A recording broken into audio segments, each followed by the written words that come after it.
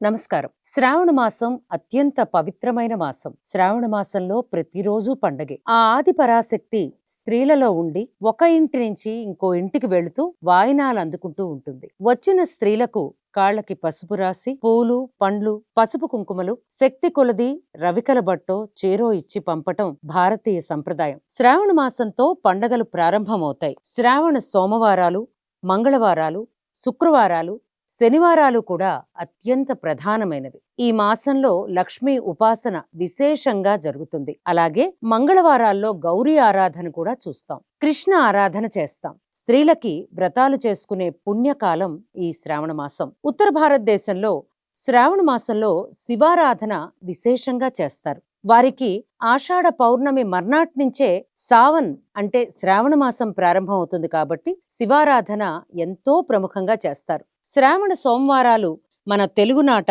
శివపూజ చేస్తారు. ఇలా చేస్తే ఎంతో మంచిదని భావిస్తాం. మంగళవారాలు గౌరీదేవికి ప్రత్యేకం. గౌరీదేవి ఆరాధన విశేషం. శ్రావణ మంగళగౌరి వ్రతాలు చేస్తారు. ఇక శ్రావణ శుక్రవారాలంటే స్త్రీలకి ఎంతో ముఖ్యమైనవి. ప్రతి ఇంట్లో పౌర్ణమి ముందు వచ్చేటువంటి శుక్రవారం రోజు వరలక్ష్మి వ్రతాలు, మిగతా 3 వారాలు లక్ష్మీ పూజను అత్యంత భక్తి శ్రద్ధలతో జరుపుకుంటారు. శ్రావణ శనివారాలు విష్ణు ఆరాధనకి ప్రత్యేకమైనవి. చాలా ఇళ్లల్లో చలిమిడి లేదా పిండి దీపాలు పెట్టి విష్ణువుని కొలవటం ఈనాటికే చూస్తాం.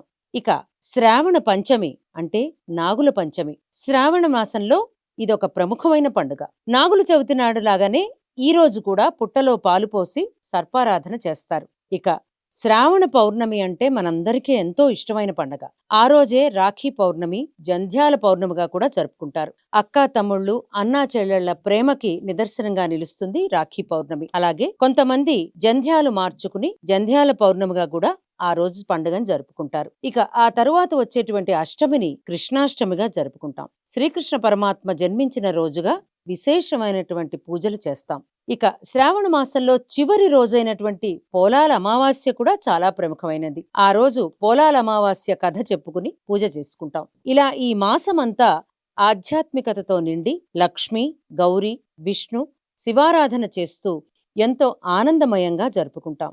మన పెద్దలు నిర్ణయించిన వాటిలో ప్రతి దాంట్లో సైన్స్ నిబిడీకృతమై ఉంటుంది. శ్రావణ మాసంలో ఆరోగ్యాన్ని బాగా ఉంచుకోటానికి వాయినంతో పాటు శనగలు పంచుతారు. ఇవి ప్రోటీన్ కలిగి ఈ కాలంలో వచ్చేటువంటి వ్యాధుల నుంచి మనల్ని రక్షిస్తాయి. ఆధ్యాత్మికత నిండి ఉన్న ఈ శ్రావణ మాసంలో పండుగలన్నీ ప్రతి ఒక్కరూ ఆనందంగా జరుపుకుంటారని ఆకాంక్షిస్తూ నమస్కారం.